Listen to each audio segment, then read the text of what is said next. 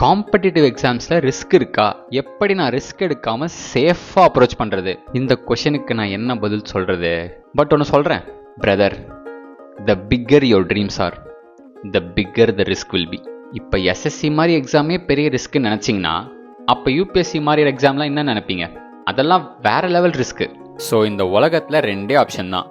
ஒன்று ரிஸ்க் எடுத்து பிடிச்ச வாழ்க்கைக்கு போராடி ஜெயிக்கலாம், இல்லை பெயின் ஆஃப் ஃபெயிலியர்லேயே வாழலாம். இல்லையா ரிஸ்கே எடுக்காம கிடைச்ச வாழ்க்கையை பிடிச்ச மாதிரி மாற்றிக்க ட்ரை பண்ணிட்டு பெயின் ஆஃப் ரெக்ரெட்லேயே வாழலாம். But pain of failure will definitely make you stronger. ஏன்னா யோசிச்சு பாருங்க, இப்போ இதுதான் அவனோட லைஃப்ன்ட்டு ஒருத்தன் முழு எஃபர்ட்டையும் போட்டு தோத்துட்டான்.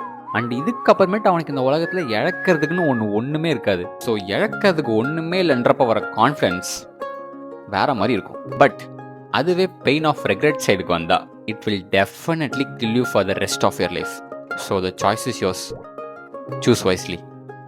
All the best.